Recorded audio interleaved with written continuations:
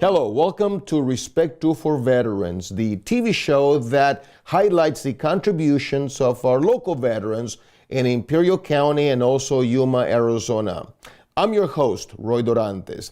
Now, I have a lot of information that I want to share with you today, and let me just run it down to give you an idea. We're going to talk about the military convoy that passed through Imperial County. It also passed through Yuma. And I got a chance to talk to some of those guys, and they have very interesting stuff to tell us. We're also going to talk about the Relay for Life activity. I talked to some people in Calexico, but very interesting. I talked to a man there who's the father of a veteran, and he's going to share with us his experience as a father of a veteran. I also want to talk to you about cancer. I spoke to a social worker from a local resource center, and she told me that there's help and assistance for veterans who may be fighting cancer. So you might be interested in this if you know somebody who is suffering cancer. Also, Senator Ben Wessel was here a few days ago to recognize the work of our local Veterans Service Office. Some very interesting stuff there. Also, this is going to be really good. The Calipatra High School sent their honor guard, some young kids. They got a chance to go to San Diego at Qualcomm Stadium, and they performed before thousands of people. Fantastic experience. So we're going to look at the footage for that. So stay with me. We're going to talk about these things. I'm going to share with you some information, and hopefully you find that useful. Stay with me. Welcome to Respect Due for Veterans.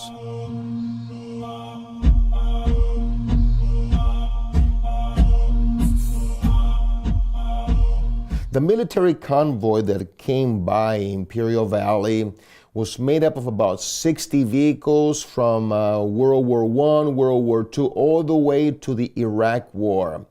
And it was manned and driven by about 80 volunteers.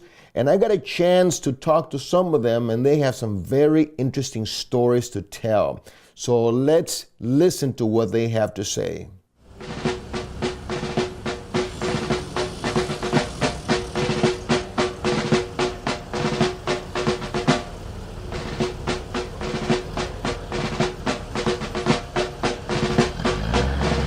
And I'm just a member of the Military Vehicle Preservation Association, riding along with my friend from Houston, Texas.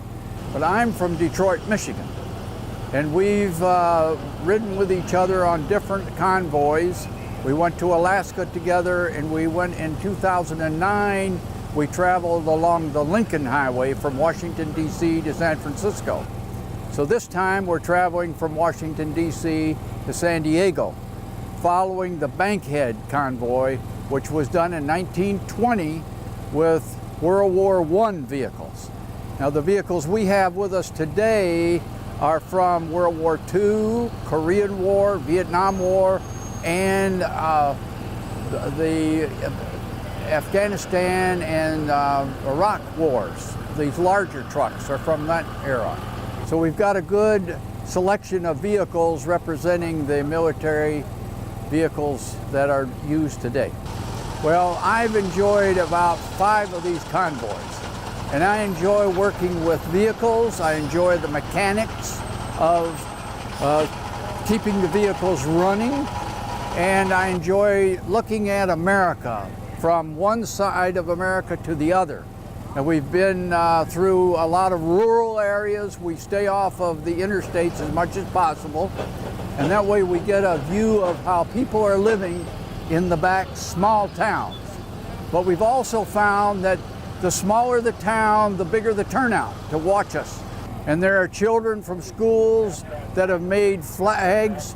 They've made little messages, and the teachers are out there with them. They're all waving flags, as well as the adults. But we're very impressed with that. And we like to do this for our veterans. We're trying to do this to recognize veterans from World War I, Korea and Vietnam especially, that not many of the World War I veterans are still living.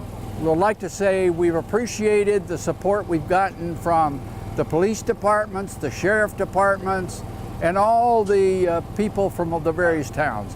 And especially here in El Centro, California, we appreciate that very much this evening. You know, this is my third convoy. Enjoy them very much. This convoy is replicating the route that was taken, the Bankhead Highway, which was done in 1920, that goes from Washington D.C. to San Diego. Our group as a whole represents veterans, a lot of retired veterans, but this is done to honor the veterans and the past things that have been done with the military services. You know, it's enjoyable. I enjoy it immensely. I've done it. I did it in 2009 on the Lincoln Highway, Route 30. In 2012, we did the Alaskan Highway and up through Anchorage, Alaska, and Fairbanks, Alaska. And now in 2015, we're doing the Bankhead Highway. A lot of people in this part of the country don't even know where the Bankhead Highway is. So it's very significant, and it's not as well marked as the other routes are, but it's a good trip. It's a nice adventure. There are probably 60, maybe 62 vehicles, support vehicles as well as military vehicles. You know, we have not lost a vehicle at all the way across the country. The terminus is tomorrow in California, in San Diego, and to my knowledge, we've never lost a vehicle. We've changed engines overnight. We've done all kinds of things that people can't believe, but we never lost a vehicle on the road. Well, it's been part of my bucket list for a number of years to do a trip across the states, and yeah, so we've done it. We're nearly there. And I have a collection of military vehicles back home, old ones, and yeah, I did the Alaska Highway in this truck and trailer 3 years ago, and we brought the truck off the guy that we did it with. So, and we've now done this one, and we'll put it in a container and send it home to New Zealand. I made a lot of friends on the Alaska convoy, so we've met up with them again. We've met new friends, and I'm going to run a similar convoy in New Zealand in 2018. And a lot of these guys, a lot of interest in coming down and doing that. So we'll say that I congratulate Americans, the USA. You're very patriotic. You wave your flags. You salute your flag. It's good to see. Really good to see. As a veteran, your life is full of valuable experiences. You have a story to tell. Let me share this with you. Just a couple of weeks ago, the California Arts Council was here offering a workshop on how to apply for arts grants. So I asked them, what about veterans? And they told me some really interesting things that veterans can apply for grants. Now, not just veterans, but also veteran organizations, because veterans have a story to tell. I would like to help you tell your story. And I thought about, well, what about a veteran film festival? Or what about veteran books? And the more I asked, the more excited I got. So let me share this with you. The California Arts Council may have something for you. We had no idea what you were able to do, and so you've already done enough art and creativity for us here today that we don't have to do much more because the spirit is in the air. We don't want this to be dry and clinical and corporate. The arts are spontaneous, they're exciting, and I run my schools that way. We met Rosemarie at a couple of our Arts Council events in the past year, and we realized through talking to her that Imperial County needed some help to get started with their Arts Commission and to get started with getting their whole arts program up and funded to write grants. So we struck up a partnership and decided that we would come down here and energize the folks that are interested and also give you information about how to write grants and how to get funding. So for the first time this year, we have a program called the Veterans Initiative for the Arts. And in that initiative, veterans groups can apply for funds that allow veterans of any stripe from any part, any time in American history to come forward and get services, to have projects with their families, to just begin to reintegrate into American society, or just to tell their stories. So any different kind of art project is possible. We're trying to advertise as much as we can so that the public knows what's going on. If they go to the California Arts Council website, which is very easily found, they will see that particular grant and how to submit. Very simple. Download the guidelines, look at the application, get your team together to write it, and there you go. I just want to say that, you know, being down here is really important to us as a California Arts Council because we know the energy and passion that was here, and we just needed to help kind of corral it and organize it. And I see a lot of possibility here in Imperial County, and we're very excited about it. It was a wonderful place, actually.